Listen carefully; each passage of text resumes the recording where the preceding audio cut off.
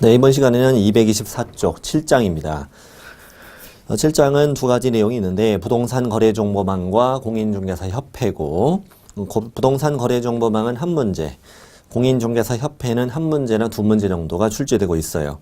그리고 이 단어는 이해는 요하지 않아요. 그냥 암기뿐이에요. 오로지. 암기만 요구됩니다.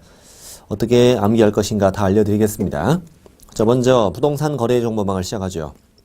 부동산 거래정보망은 말 그대로 인터넷 홈페이지로서 개공들만 가입해서 이용해서 서로 매물을 공유하고 공동중개해서 거래 활성화, 그 가격이 오픈, 공정한 또는 투명한 부동산 거래 일서를 확립하기 위해서 도입한 제도다 이겁니다. 먼저 맨 밑에 의의가죠. 의의에 동그라미 1번에 미줄 치세요. 부동산 거래정보망이란 개업 공인중개사 상호 간에 부동산 매매 등에 관한 정보의 공개와 유통을 촉진하고 부동산 거래 질서를 확립하기 위해서 도입한 제도이다. 그래서 거기 어디 중요하냐면 개업 공인중개사 상호 간 여기에요. 개공들만 이용할 수 있다고 그랬죠. 그래서 개업 공인중개사와 중개 의뢰인 상호 간 이러면 X 그렇게 메모하시면 됩니다. 개공과 의뢰인 상호 간 X. 자, 그리고 동그라미 2번. 이러한 부동산 거래정보망을 운영하는 자, 거래정보사업자라고 하는데 이 거래정보사업자는 누가 지정할 수 있다? 국토부 장관이 지정할 수 있다. 지정권자는 국토부 장관이다. 이렇게 하시면 됩니다. 현재 이 거래정보망은 오른쪽 그림을 잠시 보고 오실 텐데 제가 그림을 별도로 그리지 않겠습니다만 자, 오른쪽에 그림을 보면은 그림의 제목은 부동산 거래정보망을 이용한 공동중개 과정이라고 써 있는데요. 자, 먼저 동그라미 1부터 한번 생각해 볼게요. A가 갑한테 집을 팔아달래요. 근데 갑은 당장 이걸 살 사람이 없어서 정보망에 2번 정보를 공개했어요. 한편 3번 B가 을한테 집 사달래요. 갑한테 갔으면 딱 좋았을 텐데 을한테 간 거죠. 당장 팔 물건이 없어서 4번 정보망에 정보를 검색해 봤어요. 검색했더니 마침 갑이 올린 게 마음에 들어서 5번 B한테 소개했어요. 소개했더니 당장 집을 보러 가재요. 그래서 을은 6번 갑한테 전화했어요. 지금 집 보러 갈 테니까 연락해 보라고. A한테. 그래서 A 7번 A한테 전화했어요. 지금 집 보러 간다. 지금 집 보러 간다. 빨리. 집 보러 간다. 붙어 있어라. 그래서 집을 보러 갔죠. 집을 보러 갔더니 8번 문 열자마자 사겠대요. 그래서 이렇게 쉽게 계약이 체결되었습니다. 이렇게 거래 계약이 체결되면 보통 이제 갑 사무실에 모여요. 다 넷이 모였습니다. 넷이 모여서 매매 계약서를 뽑습니다. 몇 부 뽑아야 돼요? 몇 부? 내부죠. 사람 수대로 내부를 뽑고 확인 설명서 내부를 뽑아요. 내부를 뽑아서 이렇게 그냥 고스톱 방향으로 돌려요. 돌려서 거래 당사자는 서명 또는 날인, 사인만 하면 되는 거고 개공 둘은 다 서명 및 날인을 하게 되죠. 이렇게 해서 공동중개했으면 참여한 개공 모두 다 확인설명서 거래계약서에 공동으로 서명 및 날인하셔야 되고 당연히 이게 공동으로 의무를 진다는 얘기고 공동으로 책임을 지게 되죠. 부동산 거래신고 나중에 배울 때 부동산 거래신고도 공동으로 하라고 배워요. 그리고 중개보수는 각자 자기 의뢰인으로부터 받게 되는 거죠. 그림 속에 9번이 있습니다. 9번. 마지막 9번은 뭐냐면 이제 그 정보망에 접속해서 그 물건을 삭제하는 건데 법 조문상의 표현은 그렇게 표현하지 않고 정보망 운영자에게 그 거래 사실을 통보한다. 이렇게 표현을 해요. 통보한다. 이 공동중개 과정입니다. 밑에 주의 한번 읽어보시면 도움이 되실 거고요. 근데 이제 다시 왼쪽 페이지 맨 밑에 동그라미 2번 이 정보망을 운영하는 자를 이제 거래정보사업자라고 했고 국토부 장관이 지정할 수 있다고 그랬잖아요. 근데 이건 뭐 시험에 안 나오는 얘기지만 꼭 지정을 받아야만 할 수 있는 건 아니에요. 지정을 안 받고도 얼마든지 정보망 운영이 가능한데 왜냐하면 이 부동산 거래정보망은 인터넷 홈페이지고 인터넷 사업이에요. 개공들이 중개업을 하는 거지 거래정보사업자가 중개업을 하는 건 아니지요. 그렇기 때문에 이 정보사업자 정보망 운영을 위해서 꼭 국장으로 지정을 받아야 되는 건 아니에요. 현재는 협회가 운영하는 정보망이 유일하게 지정받은 정보망이고 대부분 그 전국에서 이용되고 있는 정보망들 다 사설 정보망이에요. 개공들은 일반 사설 정보망을 더 많이 이용합니다. 자, 그리고 참고하시면 되고요. 자, 오른쪽 페이지 올라가면요. 양거래 2번에 그 4줄 좀 익혀둘 필요가 있어요. 우리 예전에 전석중개계약 공부할 때 개공은 정보망 또는 일간신문에 정보를 공개하도록 했잖아요. 이때 일간신문이 아니라 정보망에 공개할 때는 꼭 지정된 정보망에 공개를 해야 돼요. 지정된 정보망에 공개를 해야 됩니다. 그러나 일반 중개계약을 체결했을 때는 정보 공개할 의무가 없죠. 또 정보 공개를 하더라도 어떤 정보망에 공개를 하든 관계없어요. 그래서 일반 사설 정보망을 개공들이 많이 이용하는 거예요. 그래서 자, 이제 그림 밑에 거래용고사업자 지정으로 갑니다. 지정 절차를 이제 묻습니다. 지정권자 당연히 국토부 장관입니다. 국토부 장관 아니면 틀립니다. 자, 지정 요건 갑니다. 지정 요건을 갖추고 이제 지정을 신청하겠죠. 거기 있는 거 다 알아야 돼요. 동그라미 1번. 전기부터요. 전기통신사업법 규정에 따라 방송통신위원회에 신고한 부가통신사업자이어야 한다. 기존에 이미 뭐 인터넷망은 다 깔려 있잖아요. 인터넷망을 빌려서 인터넷 사업을 하는 사람을 부가통신사업자라고 하고, 이 부가통신사업자가 되는 방법은 전기통신사업법에 규정되어 있는데 방송통신위원회에 신고만 하면 된다 이렇게 돼 있어요. 그래서 부가통신사업자라는 단어를 눈에 익혀두셔야 되고, 자, 동그라미 2번. 이 정보망 가입자는 전부 다 개공일 텐데 개공을 500명 이상 가입시켜야 돼요. 부담되네요. 500명 이상이고 이 500명을 골고루 구성돼야 돼요. 2개 이상의 시도니까 특별시, 광역시, 도, 특별자치도 2개 이상 시도에서 각각 30명 이상의 개공이 가입을 해야 돼요. 다시 합쳐서 500명 이상, 그 다음에 2개 이상의 시도, 그래서 각각 30명 이상씩은 되어야 된다 이런 뜻이에요. 그럼 예를 들어서 서울에서 300명, 경기도 200명 이러면 충분한 거죠. 합쳐서 500, 2개 이상 시도 30명 이상. 근데 서울에서 480, 경기도 20 이건 안 돼요. 최소 요건 몇 명 이상? 30명 이상. 이거 외우십니다. 5, 2, 30개. 시작. 5, 2, 30개. 5, 2, 30개. 이렇게 외우세요. 개공 30명이 손에 5, 2 들고 등산 갑니다. 5, 2, 30개 아삭 아삭 이렇게 5, 2, 30개 아삭 아삭. 자, 이렇게 외우시고 3번 인터넷 사업이니까 정보처리 기사를 1명 이상 고용하라는 얘기죠. 1명 이상이면 1명이면 1명에도 되죠. 숫자 2명, 3명 이러면 틀립니다. 정보처리 기사 있죠. 기사를 정보처리 기능사라고 낸 적도 있어요. 엄청 치사해요. 아유. 우리 기사하면 떠오르는 건 중세시대 말탄 기사가 떠오르죠. 저 푸른 들판 위에 말이 한 마리 서 있습니다. 그리고 말에는 그 기사가 앉아있죠. 기사 앉아있고 그 기사 뒷자리에 누가 앉아있죠? 공인중개사가 앉아있어요. 몇 명? 1명. 둘 타면 안 돼요. 둘 타면 말이 힘들어요. 그러니까 기사 오빠, 중개사 언니. 시작. 기사 오빠, 중개사 언니. 1명씩 타고요. 중개사 언니가 그러죠. 오빠 달려. 이렇게 해서 달려가는 거예요. 기사 오빠, 중개사 언니 1명씩 그렇게 외우세요. 자, 그리고 5번. 정보망 가입자들이 이용하는데 지장이 없어야 되겠습니다. 컴퓨터가 툭 하면 다운되고 그러면 안 되겠죠? 그래서 거기 국장부도 비춰줍니다. 국토부 장관이 정하는 용량과 성능 갖춘 컴퓨터 설비를 확보해라. 용량 성능 기준은 너가 정해줍니다. 국토부 장관이 정해줍니다. 컴퓨터 대다 줘야 되겠네요. 최소 380은 되게 되겠죠? 이렇게 해서 요건 5가지 다 눈에 익혀놓으면 됩니다.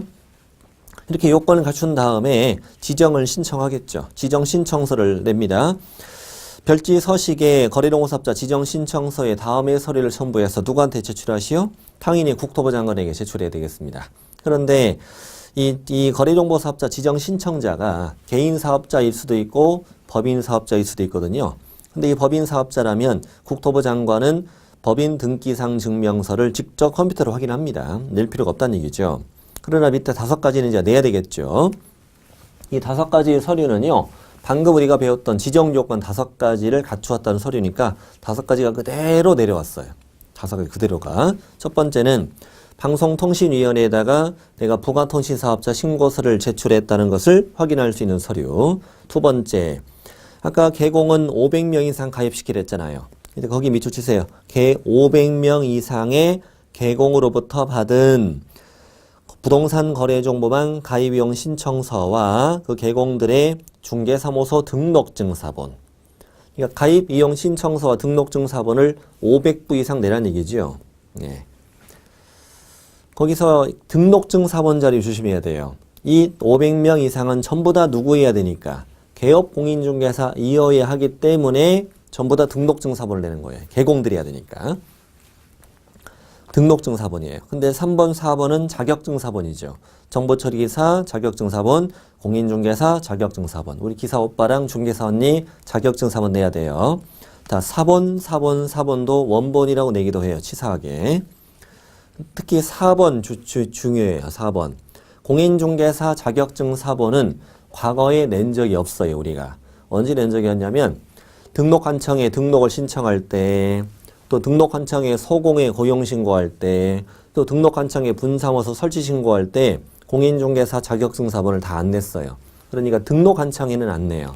등록한청이 자격증을 발급한 시도지사에게 확인 요청을 하거든요.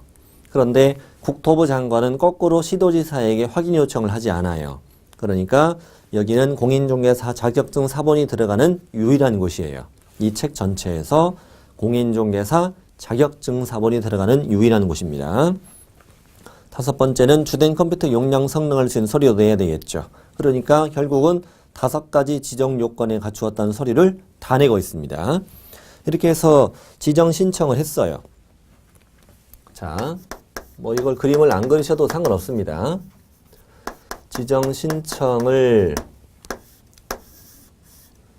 국토부 장관에게 했어요. 그리고 지정 신청서와 구비 서류를 냈어요. 이따 배우지만 중요한 건 적으셔도 돼요. 수수료는 없어요. 예전에 뭐 등록을 신청할 때, 또 분사무소 설치 신고할 때 다 수수료 했잖아요. 여기는 수수료 없어요. 국토부 장관은 지정 요건에 적합하면, 자, 거기 지정 나오죠. 동그라미 1번. 지정 신청 받은 날부터 며칠 이내에, 30일 이내에, 30일 이내에, 거기 밑줄 치세요. 세 번째 줄, 거래정보사업자 지정대장에 기재한 후 지정서를 교부하여야 한다. 이렇게 지정서를 30일 안에 교부받아요. 그러면 이제 거래정보사업자가 된 거죠. 자, 거래정보사업자가 되었습니다. 그 다음에 할 일은 운영규정이라는 걸 정해야 됩니다. 자, 운영규정은 뭐냐 이건데, 자, 이제 정보망을 어떻게 운영해 나갈 것이냐 이거예요. 자, 오른쪽 페이지 올라가시면 돼요. 보시면 거래정보사업자는 지정받은 날부터 얼마 이내? 3개월 이내에. 지정받은 날부터 3개월 이내에 운영규정을 정하여 국토부 장관의 승인을 얻어야 한다. 정보망을 어떻게 운영해 나갈 것이냐는 운영규정이겠죠. 여기서 중요한 거는 지정받은 날부터 3월 이내를 통째로 외워야 돼요. 통째로. 그리고 승인 나올 땐 그 앞에는 웬만하면 다 국장이에요. 국장이에요. 지정받은 날부터 3개월 이내에 운영규정을 정해 국장 승인을 얻어야 한다. 통째로 잘 외우셔야 되고요. 뭐 이렇게 내기도 했었어요. 받아 쓰세요. 받아 쓰세요. 지정받으려는 자는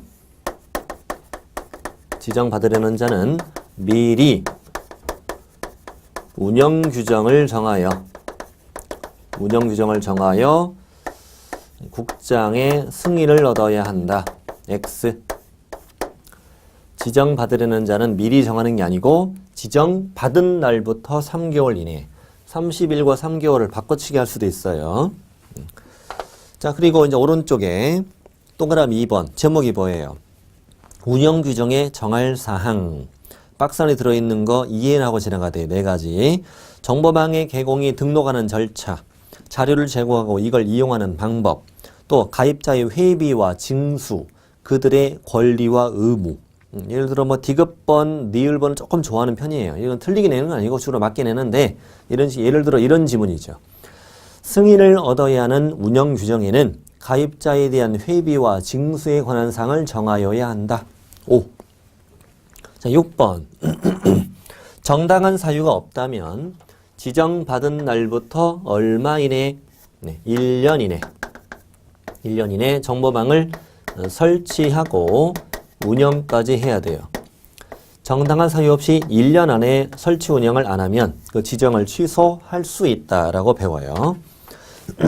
그래서 숫자 30일, 3개월, 1년 이게 숫자 3개 배웠어요. 자, 이렇게 지정을 받았고 지금부터는 이제 거래정보사업자와 개공의 의무예요. 첫 번째는 거래정보사업자의 의무, 동그라미 1번. 거래정보사업자는 오로지 누구로부터? 오로지 개공으로부터 공개를 의뢰받은 중개대상물의 정보에 한하여 이를 정보망에 공개하여야 한다. 오로지 개공으로부터만 의뢰받은 정보만 공개하라 이거죠. 보통 이렇게 냅니다. 중개 의뢰인의 이익을 위해 중개 의뢰인으로부터 직접 정보를 제공받아 정보망에 공개할 수 있다. X. 오로지 개공으로부터만. 동그라미 2번이 중요해요.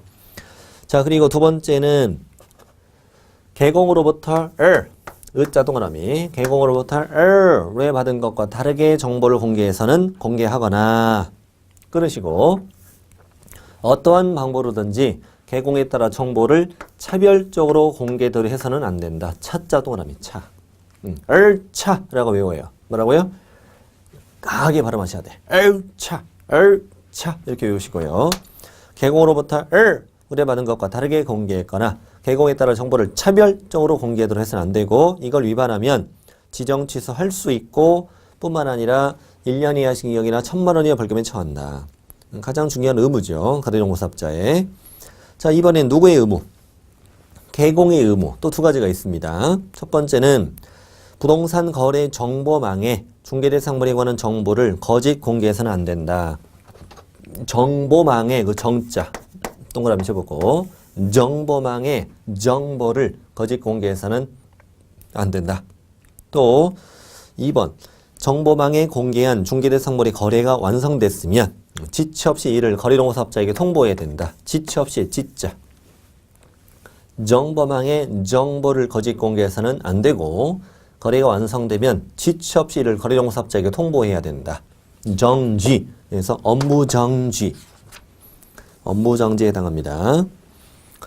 자, 이렇게 해서 이제 그들의 의무도 받고 그 다음에 볼 것은 이제 지정 취소입니다. 지정 취소. 자, 거래정보사업자 지정 취소는 당연히 누가 하겠어요? 당연히 국토부 장관이 하겠죠. 국토부 장관은 거래정보사업자가 다음을 위반하면 지정을 취소하여야 한다요? 할 수 있다요? 할 수 있다요. 할 수 있다가 중요해요. 지정을 취소해야 한다 이러면 틀려요. 매우 치사한 부분이에요. 행정처분은 원래 할 수 있다고 하여야 한다가 중요해요. 지정 취소할 수 있다. 5가지를 어떻게 외우실 것이냐. 거, 운, 을, 차, 해, 일. 거, 운, 을, 차, 해, 일. 이렇게 외웁니다. 쭉 적으세요. 박스 왼쪽에다가. 거, 운, 을, 차, 해, 일. 자, 거가 뭡니까? 거짓, 부정한 방법으로 지정을 받았다. 지정 취소할 수 있다. 그건 당연한 거고. 운영 규정에 승인받지 않았다. 또 운영 규정에 변경 승인을 받지 않았다. 또 운영 규정에 위반했다. 운영 규정 위반. 이 운영 규정 위반은 그냥 적어만 두시는데 나중에 배웁니다. 이거는 500만 원 이하의 과태료 사유에도 해당한다. 자, 차는 아까 배웠죠. 개공으로부터 의뢰받은 것과 다르게 공개하거나 개공에 따라 정보를 차별적으로 공개한 경우. 둘 중에 하나만 나오니까요. 차라고 외웁니다. 의뢰받은 것과 다르게 공개하거나 차별 공개해서는 안 된다. 이걸 위반하면 아까 지정 취소 1-1 그랬죠. 해는 개인정보사업자의 사망 또는 법인정보사업자 해산 등으로 계속적 운영이 불가능하다. 사망, 해산. 일은 아까 배웠던 지정받은 날부터 1년 안에 정보망 설치 운영하지 않았다. 자, 밑에 이제 청문 가죠. 청문. 원래 취소 처분에는 항상 청문하게 돼 있어요. 자, 국토부 장관은 거래정보사업자에 대한 지정 취소 사유 중에 사망, 해산 이 두 가지를 제외한 사유로 지정을 취소하고 싶을 땐 청문을 실시하여야 합니다.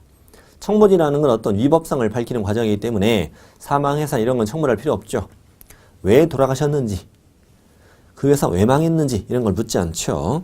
문제는 주통 이렇게 냅니다. 예를 들어서 운영 규정에 위반하여 지정을 취소하고자 할 때는 청문을 실시하여야 한다. 5. 법인 거래동호사업자 해산으로 지정을 취소하고자 할 때는 청구를 실시하여야 한다. X 이렇게 나옵니다. 벌칙 1번 아까 했죠. 이거 1년 이하 징역 1000 이하 벌금이라고. 또 개공에 우리 거래정보사업자에 500만 원 이하 과태료 받는 사유가 있어요. 동그라미 기억번 아까 했던 운영규정 관련 위반이고 뒤에는 우리가 다음 시간에 배우는 감독상 명령에 불응한 거예요. 조사, 보고, 자료 제출, 조사 검사를 거부방해 기피하거나 그 밖에 명령을 이행하지 않았다. 뭐 이런 것들인데 500만 원의 과태료는 운명이라고 외워요. 운명. 이 운하고 같은 거예요. 같은 거고 이거는 감독상 명령에 불응했다. 조사 검사를 거부방해 기피하거나 그 밖에 명령을 이행하지 않거나 거짓으로 보고 또는 자료 제출을 했다. 명령 위반. 500 과태료입니다. 이 운자는 이 운자하고 같은 거예요, 지금. 자, 이렇게 해서 거래정보사업자 했어요. 이렇게 하면 한 문제 맞출 수 있어요. 단순 암기예요. 단순 암기고 외우는 방법 말씀드렸으니까 이렇게 해서 잘 숙지하시면 되고요. 협회 갑니다. 협회는 이제 두 문제까지 나온다고 그랬잖아요. 먼저 설립 목적부터 들어가는데 설립 목적은 시험이 안 나옵니다. 읽고만 가겠습니다. 설립 목적이니까요. 자, 개업 공인중개사인 공인중개사. 우리 공인중개사인 개공이죠. 또 부칙상 개공 포함, 우리 중개인 포함. 이렇게 개인 개공들은 그들의 자질 향상 및 품위 유지와 중개업에 관한 제도 개선 및 운영에 관한 업무를 효율적으로 수행하기 위하여 협회를 설립할 수 있다. 참 감동적이죠. 일단 성격부터 시험이 나옵니다. 일단 1번 시험이 나옵니다. 협회는 법인으로 한다. 밑줄 쫙 치시고 협회는 친목단체가 아니군요. 협회는 법인이어야 하는군요. 그리고 민법상 비영리 사단법인. 비영리를 목적으로 하기 때문에 민법상 비영리 사단법인이라 하고요. 보통 사람들이 모여서 만드는 법인을 사단법인 이렇게 표현하죠. 재단법인 이러면 틀려요. 재단법인 틀리고 특히 동그라미 3번이 시험에 잘 나와요. 협회에 관하여 이 법에 규정된 것 외에는 민법 중 사단법인에 관한 규정을 적용한다. 상법 틀려요. 상법상 법인은 영리법인이죠. 민법상 사단법인, 재단법인 아니고 조합이라고 틀리게 나온 적도 있고 그래요. 자, 밑에는 중요한 건 없어요. 밑에 2번은 참고만 하세요. 협회를 설립할 수 있다. 그래서 의무설립주의. 또 여러 개 협회를 설립하는 것도 가능해요. 현재 협회는 2개가 있어요. 또 만드는 것도 권장하고 있어요. 그리고 개공은 협회에 가입할 의무도 규정이 없어요. 가입을 해도 되고 안 해도 돼요. 자, 넘기세요. 협회를 또 만들 수 있다고 그랬죠. 그래서 설립 절차 4가지 4글자 체크할게요. 설립 절차. 설립 절차도 시험에 나와요. 설립 절차 4글자. 단계는 하나, 둘, 셋, 넷, 4단계. 4단계.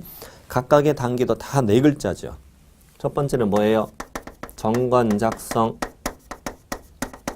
또 창립 총회. 또 설립 인가. 또 설립 등기. 이렇게 4단계로 이루어집니다.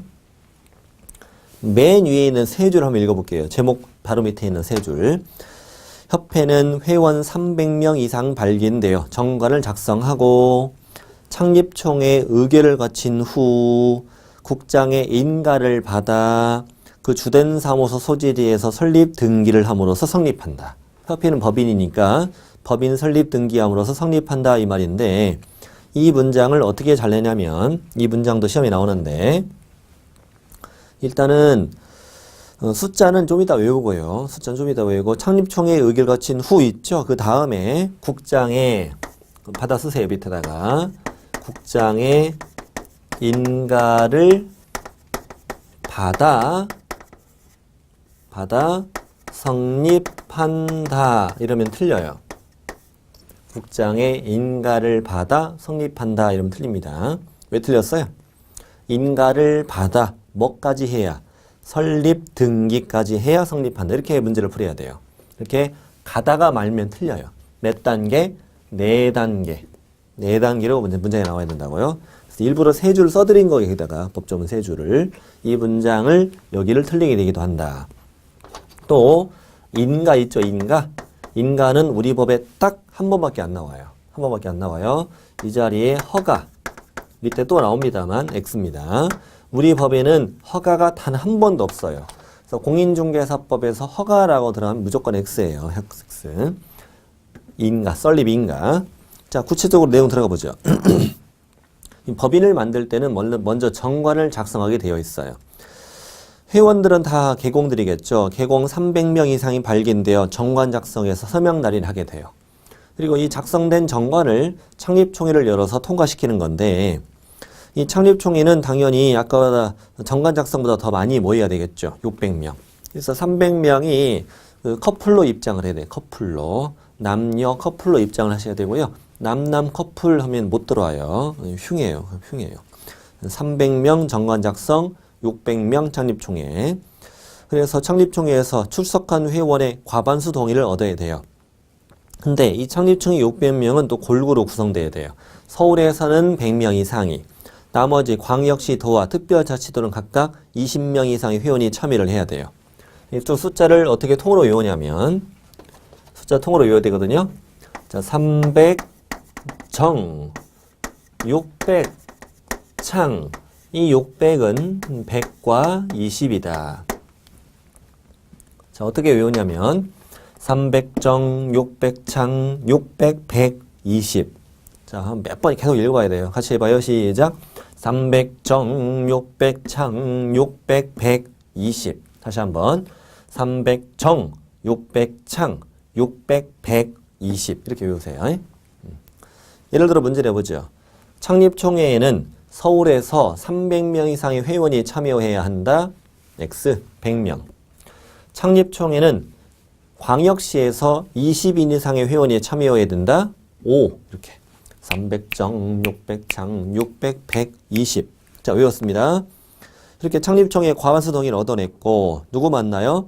국토부 장관의 설립 인가를 받아야 한다. 인가 한 번밖에 왔다고 그랬죠. 허가 X, 설립 인가, 설립 인가. 그 다음에 4번 국장의 인가를 받아 설립 등기까지 함으로써 성립한다. 그래서 밑에 또 써드렸어요. 국장의 인가를 받아 성립한다 하면 틀린다고. 자, 설립 절차 4단계 공부했습니다. 자, 이때 협회 구성 가죠. 구성. 협회 구성은 먼저 주된 사무소 있죠? 주된 사무소는 몇 년 전에 3년 전까지는 반드시 서울에 두어야 한다 이런 규정이 있었거든요. 근데 폐지됐어요. 그러니까 주된 사무소를 서울에 두어야 한다 이러면 틀립니다. 틀리고 지금은 전국 어디에 두어도 상관이 없다 이거죠. 예. 그 다음에 이제 오른쪽에 그 지부지회 있죠? 지부지회가 매우 시험에 잘 나옵니다. 매우 엄청 잘 나옵니다.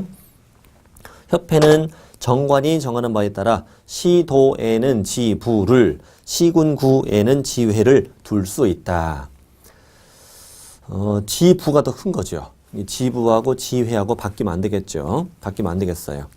지부는 크니까 우악스럽게 발음하고요. 지회는 작으니까 예쁘게 발음하세요. 이렇게. 시도에는 지부, 시군구에는 지회 둘 수 있다. 이렇게. 같이 해봐요. 이런 건 같이 해야 되고. 자, 시도에는 지부, 시군구에는 지회 둘 수 있다. 지부, 지회 바뀌면 안 돼요. 또 하나 둘 수 있다. 두어야 한다. X로도 엄청 잘 나와요. 두어야 한다가 아니라 둘 수 있다. 시도, 지부, 시군구, 지회 둘 수 있다. 전국의 모든 시군구에 다 지회를 두는 것도 쉬운 일 아니겠죠. 자, 첫 줄 매우 중요하고 동그라미 2번. 협회가 지부를 두었으면 시도지사에게 신고하고 지회를 설치했으면 등록환청에 신고해라.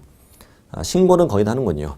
시도에 두는 거니까 시도지사에게, 시군구에 두는 거니까 등록환청에 신고하고 있죠. 신고라는 용어도 알아야 됩니다. 지부지회는 설치신고, 지부지회는 뭐? 설치신고. 지부지회는 설치신고 참 잘 나오는 부분입니다. 총회.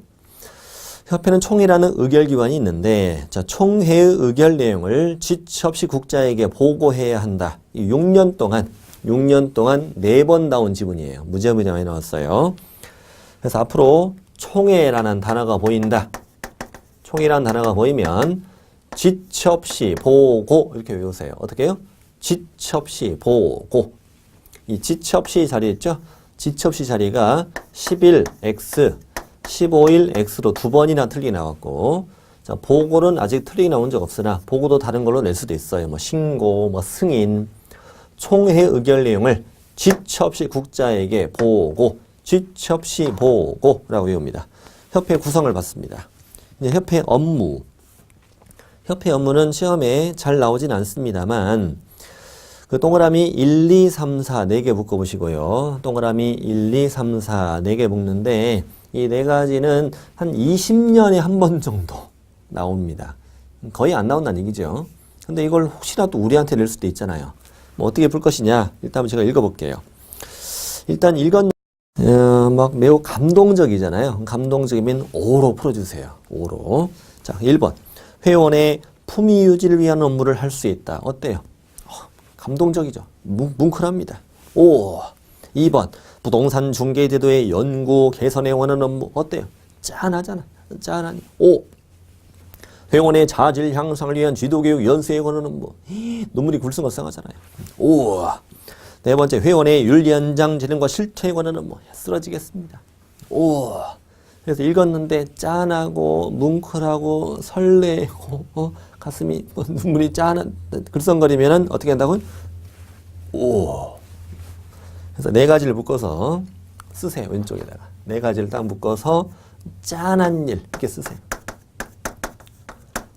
짠한 일이라고 쓰세요. 뭐 그냥 이거는 뭐 웃자는 얘기인데 단순히 웃자는 얘기는 아니에요. 저는 수업 시간에 굉장히 농담을 많이 합니다만 농담이라는 거는 이 농담은 꼭 항상 문제와 관련되어 있습니다. 관련이 없는 농담과 몸짓 장난은 없습니다. 자, 읽었는데 짠하면 뭐야? 오, 이렇게 풀세요. 이건 외워지지 않으니까 어떻게?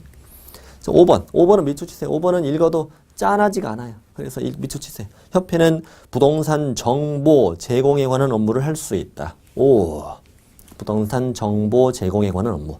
6번. 협회가 공제사업을 할 수 있는 건 잘 아시지요? 공제사업 할 수 있는데 계속 밑줄 치세요. 공제사업은 비영리 사업이면서 회원 간의 상호부조를 목적으로 한다. 회원 간의 상호부조가 그 공제사업의 목적이래요. 밑에 양거는 2번은 위탁받아 할 수 있는 업무라고 해서 우리 이 다음 단원에 업무위탁이라고 있습니다. 거기 가서 배우게 되니까 지나가십니다. 협회 업무를 받고 지금부터는 협회에 대한 지도감독. 제목은 지도감독이고요. 감독상 명령이라고도 해요. 감독상 명령이라고 합니다. 협회 업무 전체에 대한 감독상 명령이라는 걸 공부하는 거거든요. 명령. 일단 첫 앞부분에 밑줄세 앞부분이 중요하니까 국토부 장관은 협회와 그 지부 및 지회에 대하여 이만큼. 다시 국토부 장관은 협회와 지부와 지회에 대하여 자 감독상 동그라미 치고요. 감독상 그 다음 줄 명령을 할 수 있다. 감독상 명령을 할 수 있다. 그리고 이 명자에다가 동그라미 칩니다. 명자 동그라미. 자, 이만큼만 체크하면 돼. 이만큼만. 자, 그럼 다시 해보죠. 국토부 장관은 협회와 또 지부와 또 지회에 대해서 업무 보고해봐라, 자료 제출해봐라 이런 감독상 명령을 할 수 있다 이거예요. 그리고 직접 공무원을 그리 보내서 장보 서류, 조사, 검사를 하게 할 수도 있다. 이런 걸 우리가 감독상 명령 또는 지도 감독이라고 얘기해요. 가장 중요한 부분은 어디냐면 여기에요. 자, 국토부 장관은 협회와 지부와 지회에 대해서 국장만이 감독상 명령을 한다는 얘기죠. 그러니까 문제는 이거예요. 지부에 대해서 누가 감독한다? 국장이. 지회에 대해서 누가 감독한다? 국장이. 저 위에 아까 지부지회 설치 신고하고 조심해야 돼요.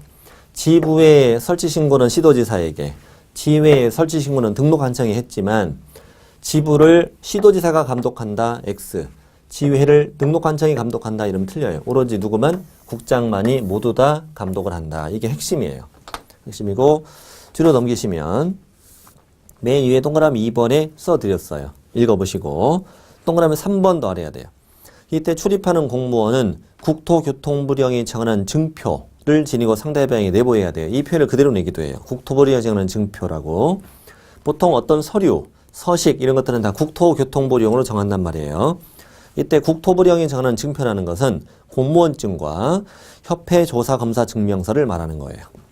자, 여기까지가 협회의 설립, 또 협회의 구성과 또 할 수 있는 업무, 또 협회 업무 전체에 대한 감독, 이걸 공부한 거예요. 지금부터는 공제사업을 공부해요.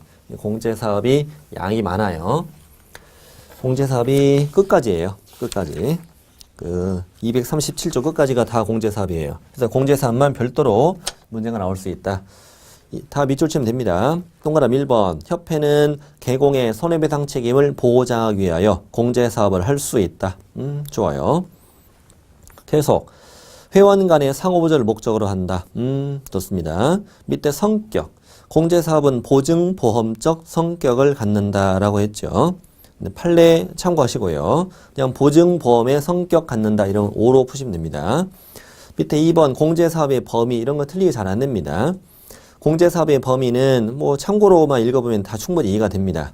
자, 읽어보면 당연히 공제기금을 조성해서 공제금을 지급하는 사업이겠죠. 공제사업이라는 것은 공제기금을 조성해 지급하는 사업. 또 하나는 공제사업의 부대 업무로서 일부 수익사업을 허용한다. 부대사업이라고 해서 이제 부대찌개 사업이라고 해요. 공제기금을 조성해 지급하는 사업과 부대찌개 사업을 할 수 있다. 3번 공제규정 중요합니다. 협회가 공제사업을 하고자 할 때는 공제규정 정하여 국장의 승인 얻어야 한다. 공제규정을 변경하고자 할 때도 역시 국장 승인 얻어야 한다. 좀 전에 우리 거래정보사업 공부할 때 지정받은 날부터 3개월 이내에 운영규정을 정해서 국장 승인을 얻어야 한다고 그랬죠.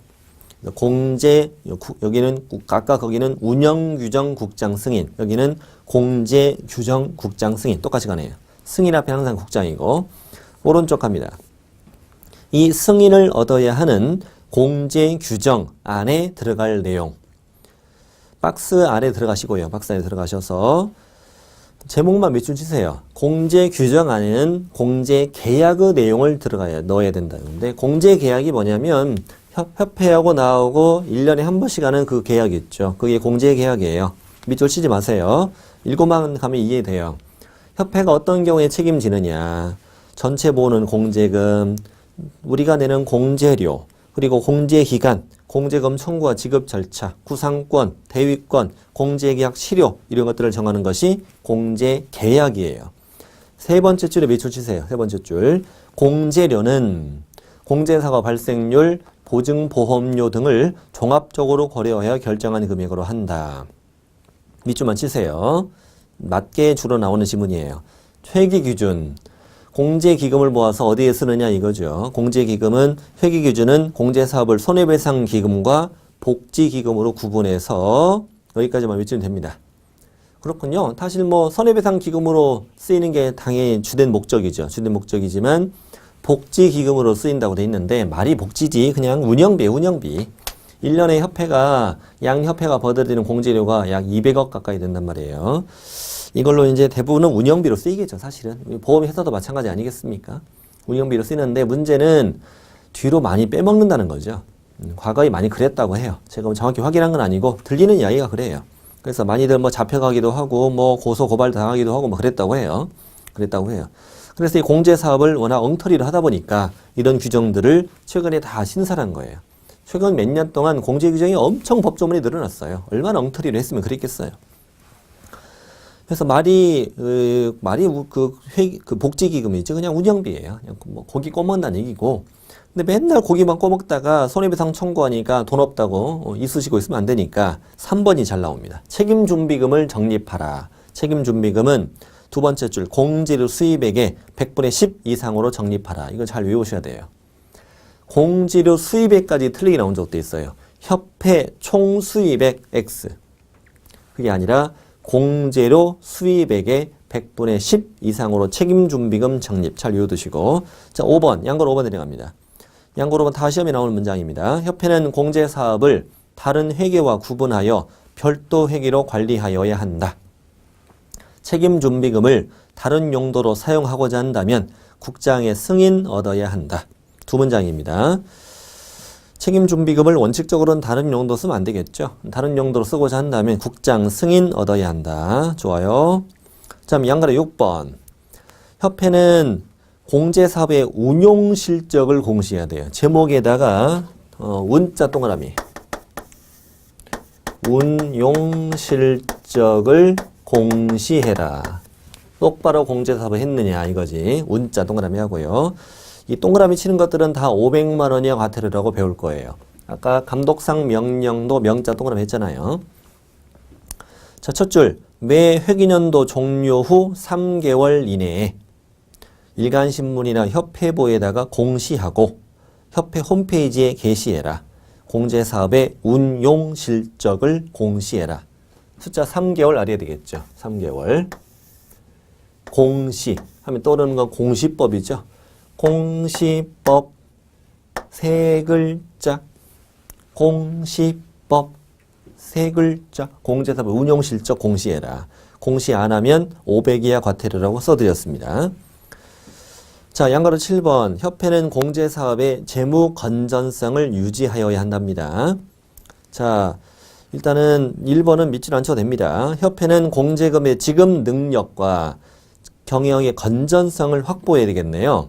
그러니 세 가지에 관해서 참고하시면 됩니다. 뭐 자본의 적정성, 자산의 건전성, 유동성 확보에 관한 재무 건전성 기준을 지켜야 한다. 2번을 알면 됩니다. 협회는 다음에 재무 건전성 기준을 모두 준수하여야 한다고 되어 있죠. 동그라미 기업 1번 이미 출제했는데요. 지급 여력 비율이라고 되어 있네요. 지급 여력 비율이라는 표현이 나왔죠. 지급 여력 비율은 100분의 100 이상을 유지하라 이렇게 써 있는데 뒤로 넘겨보시고 2번은 넘어가셔도 되니까 그 다음 페이지 보면은요. 지급 여력 비율은 지급 여력 금액을 지급 여력 기준 금액으로 나눈 비율로 한다. 뭐 이렇게 말이 어려워요. 자, 지급 여력 비율이라는 것은 자, 이런 뜻입니다. 지급 여력이란 단어를 빼면 지급 여력 금액을 지급 여력 기준 금액으로 나눈 금액으로 한다. 자, 여러분 이렇게 저처럼 쓰시면 되거든요. 이렇게. 지급 여력 비율은 결국은 분모에는 어떤 기준이 들어가죠. 분모. 기준이 되는 금액을 정해줄 테니 그 금액 이상으로 있어야 된다는 거예요. 그러니까 이게 보험회사 최소 요건이에요. 지급할 수 있는 여력의 비율을 우리가 기준을 얼마로 잡아줄 테니 100으로 잡아줄 테니 그 100 이상을 항상 보유하고 있어야 한다는 얘기예요. 예를 들어 100억 정해주면 100억 이상을 보유하고 있어야 한다는 얘기죠. 이 표현만 그대로 익히면 돼. 그냥 그대로 시험에 그대로 나오니까요. 자, 그리고 동그라미 반가로 4번 중요합니다. 이 반가로 4번이 중요합니다. 중요하다고 저는 봅니다. 아직 출제가 안 된 지문입니다. 국토부 장관은 재무 건전성 기준에 관하여 필요한 세부 기준을 정할 수 있다. 좋아요. 자, 8번 공제사업의 조사 등이라고 써 있습니다. 갑니다. 첫 번째 중간에 금융감독원장은 국토부 장관의 요청이 있는 경우에는 공제사업에 관하여 조사 검사할 수 있다. 자, 검자 동그라미 검자 동그라미 하고요. 금감원은 바로는 못하고 국장이 요청받아서 하는 거예요. 국토부 장관이 원래 조사권이 있는데 돈 내기니까 잘 모르잖아요. 금감원의 요청해서 금감원이 검사할 수 있다는 거죠. 원장님의 숙제검사 이렇게 쓰세요. 원장님의 숙제검사 이렇게 쓰세요. 그렇게 외워야 돼요. 진짜예요. 원장님의 숙제검사. 자, 조사 검사할 수 있고 이제 검자 동그라미 치셨죠? 동그라미 치는 거 다 500 과태료라고 그랬죠. 자, 2번 제목 보세요. 개선명령 있죠? 개선명령 개자. 자, 문장 이겠습니다. 국토부 장관은 공제사업의 운영이 적정하지 않거나 자산 상황이 불량하여 중개사고 피해자와 공제가입자 등의 권익을 해칠 우려가 있으면 다음의 조치를 명할 수 있다. 거기다가 개선명령 이게 쓰시면 됩니다. 다음에 박스 안에 있는 개선명령 할 수 있다. 개선명령은 누가 한다? 국토부 장관이 한다는 것만 알면 됩니다. 국토부 장관이 개선명령 할 수 있다. 저 밑에 3번이 중요하다고 봐요. 정말 중요하답니다. 국토부 장관은 협회의 임원이 아래 박스를 위반했습니다. 그래서 공제사업의 건전성을 공제사업을 건전하게 운영하지 못할 우려가 있습니다. 그러면 그 임원에 대한 징계해임을 요구하거나 시정을 명할 수 있다. 자, 징계해임 요구, 징자도 그다음에 징계해임 요구와 시정명령 누가 합니다? 국장이 합니다. 원장님은 숙제검사하고 국토부 장관의 개선명령 징계해임 요구하자요. 주로 이제 어떻게 되냐면 그 국토부 장관 자리에다가 금감원장이 들어가면 틀려요. 그래서 원장님은 뭐만 한다? 숙제검사만 한다고 공부를 하셔야 돼요. 원장님은 오로지 숙제검사만 한다. 근데 박스가 중요한데요. 이거는 3번은 어떤 걸 위반했느냐? 박스 안에 개선명령이 있죠? 개선명령의 개자 동그라미하고 그리고 공제규정에서 공자 재무건전성 기준에서 건전 이렇게 외우세요. 이렇게 문제 나올 수 있어요. 국토부 장관이 협회 공제사업에 대해서 공제 임원에 대해서 징계해임을 요구하거나 시정을 명할 수 있는 사유를 다 골라라. 개공건전 시작 개공건전 이렇게 충분히 나올 수 있다고 봐요. 개공건전 개가 뭐예요? 개선명령 이행 안 했다. 공제규정을 위반했다. 건전 재무건전성 기준을 지키지 않았다. 자, 오른쪽에 그 판례가 있는데 판례 보면은 공제와 관련된 판례인데요. 자, 협회랑 개공 사이에는 1년에 한 번씩 이제 공제 계약을 해놨습니까? 공제 계약. 그럼 이제 나중에 개공의 중개 행위로 고의 과실로 손해가 있는 경우에는 이제 공제금을 지급하지 않습니까?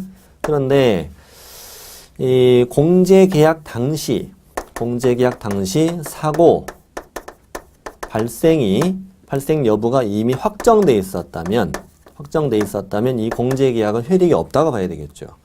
일종의 보험금을 타는 거에 대해서는요. 이미 사고 발생이 확정돼 있었다면 그럼 보험금을 지급하지 않는 거 아니겠습니까? 그래서 첫 번째 판례는 개공과 협회 간에 체결한 공제 계약이 유효하려면 공제 계약 당시 공제 사고 발생 여부가 확정돼 있지는 않아야 된다. 시험에 이미 나왔던 표현입니다. 두 번째가 아직 안 나왔는데 개공이 이런 사람이었습니다. 마음속으로 나는 개공이 되어서 동네 저 왼수를 꼭 사기를 칠 거야. 그래서 이 원대한 목적으로 공부를 시작했고 합격을 해서 개공이 됐습니다. 그래서 뭐라고 표현하냐? 장래 공제 사고를 일으킬 의도로 협회와 공제 계약을 체결했습니다. 그리고 나아가 실제 공제 사고를 일으켰습니다. 대단한 사람이죠. 이때 이제 협회가 뭐라고 하냐면 협회의 주장은 이미 공제 계약 당시 사고 발생이 확정돼 있었던 거 아니냐 이런 주장이지. 공제 계약 무효니까 못 줘 이런 주장입니다. 그때 이 판사님이 아니 마음속으로 공제 사고를 일으킬 의도가 있다고 해서 꼭 그 공제 사고는 발생하는 건 아니지 않느냐. 내가 마음대로 세상 일이 다 이루어지냐? 그건 아니지 않냐 이거지. 그러니까 내가 공제 사고를 일으킬 의도로 협회와 공제 계약을 했고 실제 공제 사고를 일으켰어도 그러한 사정만으로 공제 계약을 무효로 볼 수는 없다. 이렇게 얘기합니다. 끝에만 체크하면 됩니다. 공제 계약을 무효로 볼 수는 없다. 그러면 세 번째 또 이어지는데 사건 번호 같지 않습니까? 두 번째가 세 번째는 그러면 만약에 공제 계약이 무효가 된다면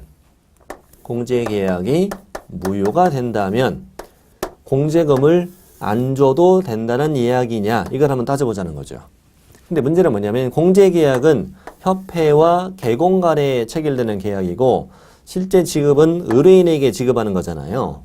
그럼 공제 계약이 무효가 된다고 할지라도 당사자가 개공하고 서로 짜고 한 행위가 아니라면 이 무효가 됐어도 공제금은 지급해야 되는 게 아닐까 이거예요. 자, 그래서 읽어봅니다. 공제가입자 협회가 공제가입자인 개공의 사기를 이유로 공제계약을 취소하거나 무효로 했을지라도 당사자가 개공의 기망행위를 알았다는 등의 사정이 없다면 이 무효 취소로 당사자에게 대항할 수는 없다. 공제금은 지급은 해야 된다. 이런 얘기네요. 자, 그리고 이번 시간 이걸로 마치고 시간이 있을 때 마치고 바로 이어서 다음 시간에 공제사업의 운영위원회, 이것만 별도로 문제가 나올 수 있는 거거든요. 공제사업 운영위원회 공부하고, 그 다음에 8장 전체 공부하고, 9장의 일부까지 쭉 이어집니다. 8장은 양이 얼마 되거든요. 이렇게 쭉 이어지겠습니다. 다음 시간에 뵙도록 하겠습니다.